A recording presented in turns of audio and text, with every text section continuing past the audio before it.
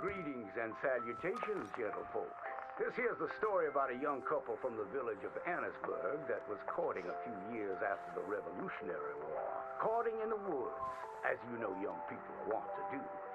Stealing away all sneaky-like. Girl by the name of Ethel Beauchard snuck out of the parlor one evening just as soon as her mother went out to hang clothes on the line from the washing. She met up on the road by her farm with a boy by the name of Eugene Hutton. Now, the Hutton boy was an athletic chap, liked boxing, fishing, and swinging Indian clubs. It's quite singular to the story that he didn't seem all that inclined to go to war in the preceding years leading up. Well, they walked in the woods for a while. Pretty soon they lost their bearings and no longer knew the north from the south, nor east from west neither. Then they heard a low moaning sound. "What's that terrible noise?"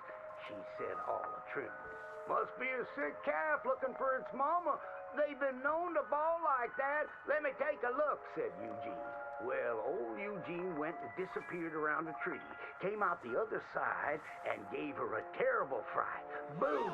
She let out a shriek, then went to chastising. "You should be ashamed of yourself, Eugene Hutton," she said. "Instead of giving a girl protection, you go carry on acting foolish and fresh like the Queen's prize jester." But right then and there, a chilly wind blew through and knocked off Eugene's hat. "I need to get back home. My mama has a terrible temper. She's like to stomp up and down if she finds out we're missing." She is a fair, stout woman, Eugene noted.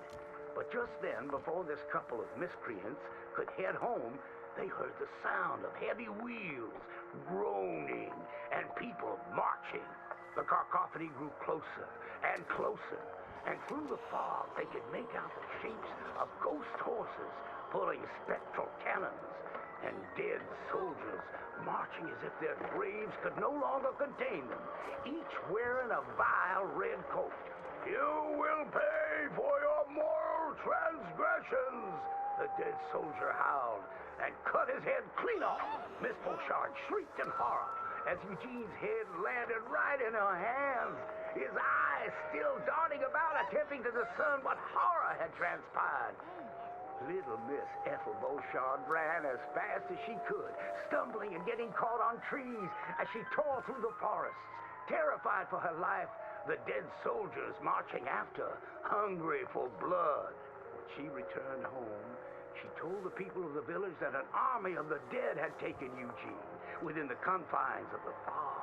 British soldiers who died protecting tyranny were rising from their graves as if to continue the fight for the demonic English. The townspeople erupted in fright and dismay until one daughter came forth and accused her of witchcraft. "She raised the dead to murder that boy for his pursuit of unwanted advances," he said. "So she too must perish." And that very night, they put her to the stake and burned her dead. Now let that be a lesson to you young ones not to go courting in the woods, in case the English lurk there still.